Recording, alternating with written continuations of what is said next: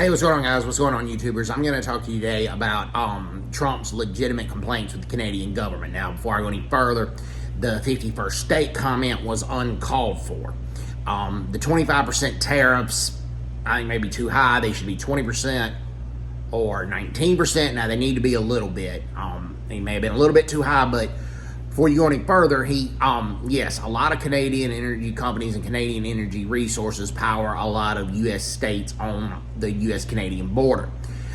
Trump wants to make an exemption of that 25% on those tariffs. It's 10% for energy tariffs because he understands he wants to keep the power in the United States on. Now, let me explain this, though. Okay, I've already covered that Canada's Korean War veterans were not treated well, but this goes on even into today. During Trump's presidency, the U.S. and Canada, both Veterans Affairs, signed a Cooperation Act, and a lot of Canadian veterans have been treated by the U.S. VA.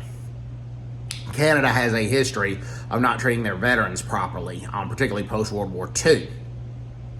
No Canadian soldier in Afghanistan has been awarded the Victoria Cross, and that's the highest medal that a Canadian soldier can get. It's the equivalent to the U.S. Medal of Honor, and as long as Canada fought alongside the United States in Afghanistan, there were heroic actions of, I firmly believe, several Canadian soldiers that deserved the Victoria Cross. But when these Afghanistan veterans, and also veterans of World War II, Korean War, Persian Gulf War, they'll petition the Canadian government and the Canadian Department of Veterans Affairs about it, but they don't hear from them, or they get rejection letters. And that is a shame. And there are rates of Canadian veteran suicide, Canadian veterans not receiving the help that they need. About 50 to 60% of Canadian veterans say they receive the help that they need, but there's a good solid 40 to 50% that believe that they don't. Well, the United States has had to pick up the slack of some of the help for some of the Canadian veterans. To be honest with you, they have. And the United States is over $2 trillion in debt. Okay, but now a lot of those veterans did amazing things fighting alongside the United States. I believe the United States should have helped them, particularly when Canada didn't.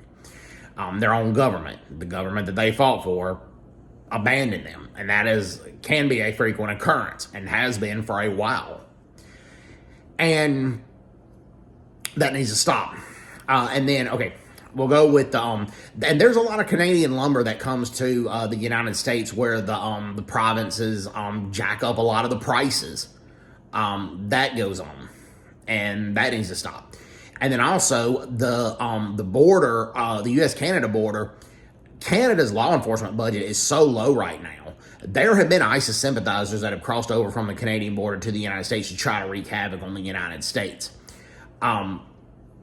But not just that, the fentanyl crisis. I mean, Seattle, Washington is plagued by crystal meth, and a lot of that meth comes from the border from British Colombia to the United States, to the Pacific Northwest.